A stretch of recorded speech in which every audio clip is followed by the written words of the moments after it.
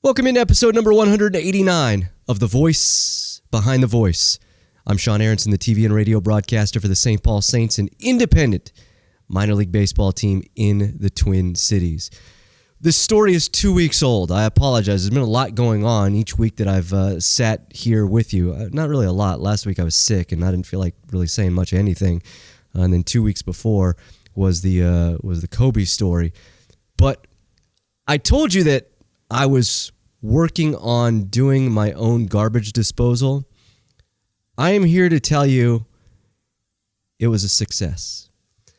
But it comes with a gigantic asterisk next to it.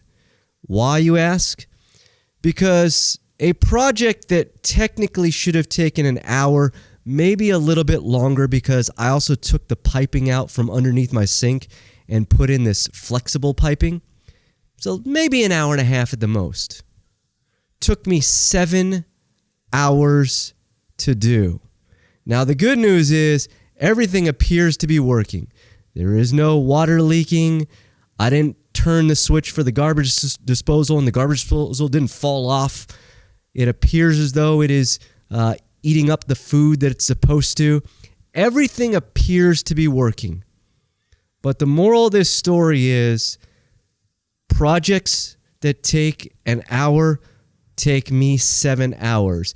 And the bigger picture here is I want to put in some wood flooring in my living room and kitchen, right? This laminate wood flooring. And you watch all these videos and they say, oh, it's so easy. Here's how you do it. You measure the room. You put the spacers between the wall. And then you sort of insert them in. And then you got to make some cuts every once in a while. Right? Looks easy. Not easy for me, right? A garbage disposal just took me 7 hours to install. This is why I want no part in doing something like this. Because not only will it take me like 4 months, but I guarantee you I'm going to mess enough of it up and have to call someone else in to help out. So that is the next project, but I'd rather not pay a professional like 10 grand, because I think that's what it'll cost, somewhere between 8 and 10 grand to do my flooring, right? That'll negate any sort of profit margin that I'm going to get by putting that in the house and then on the resale value. So what I'd like to do is like have some sort of handyman or a friend of mine that knows how to do this, help them out while they do it, pay them, $2,000-$3,000, call it good. That's the goal. So if you know of anybody in the Twin Cities area that is handy enough to do that has done this before, wants to make under the table a couple grand, reach out to me. We can chat. And there you go. That is the update on my my life and my housing situation. With that said, let's get to episode number 189. Eric Smith of the Toronto Raptors. Young guy, great guy.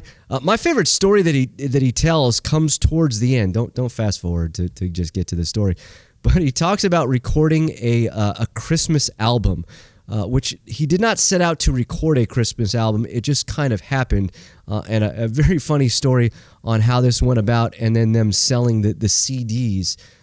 This was a few years ago, selling the CDs for charity. It's a funny story, but he's got a great background in terms of how he got to where he is. He is originally from Canada, so we get into that and some of the jobs that he's had before he took over as the Raptors play-by-play broadcaster. If you have not subscribed to the podcast, you can do so wherever you get your podcasts, and then be sure to rate us. You can follow us on social media, Twitter @TheVoiceBTV, Facebook, facebook.com/TheVoiceBTV, and you can always email me, thevoicebtv@gmail.com. All right, let's get to it. Episode number 189 with Eric Smith of the Toronto Raptors. JW, can you help someone out with their flooring? Roll the open. But especially around the Christmas holidays, for whatever reason, we'd end up just busting out a song. And I admit, even in spite of the fact that I have a CD, can't sing worth a lick, especially if you ask me to sing Silent Night, which was the worst track.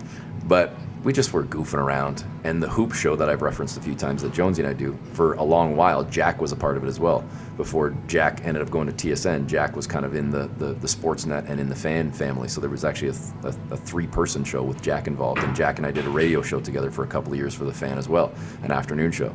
So we've worked together, been together, whatever. So again, all this singing just kind of happens.